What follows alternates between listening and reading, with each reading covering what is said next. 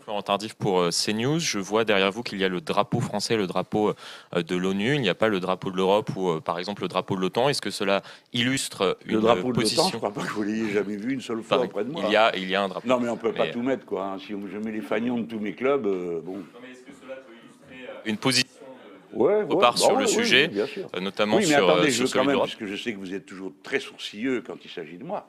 Je suis sourcilieux je avec voudrais vous l'ensemble des rappeler candidats, qu'au je vous débat- l'assure. Non, non, mais je réponds à votre question. En général, pardon, c'est une erreur de dire pas vous, pas vous. Donc vous êtes toujours très aimable. Il me suffit d'allumer CNews pour m'en rendre compte. Mais bon, pourquoi le drapeau de l'Union européenne a été retiré du traité de Lisbonne par M. Sarkozy, qui est venu à la télé expliquer qu'il avait fait une immense concession aux adversaires du traité de 2005, puisqu'il avait retiré l'hymne à la joie et le drapeau. Donc, le drapeau de l'Europe n'a pas à figurer obligatoirement partout.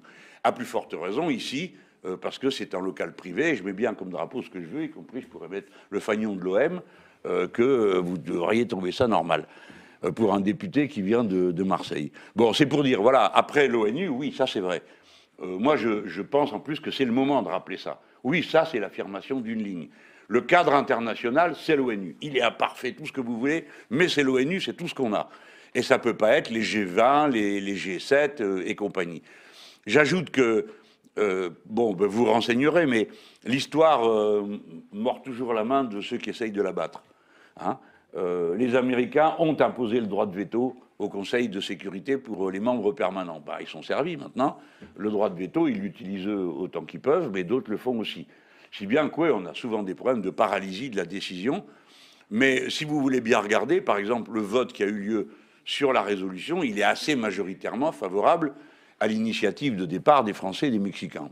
Donc, c'est pas vrai que ce soit l'impuissance politique. Mais alors, il faudrait aussi en tenir compte quand ça fonctionne dans l'autre sens.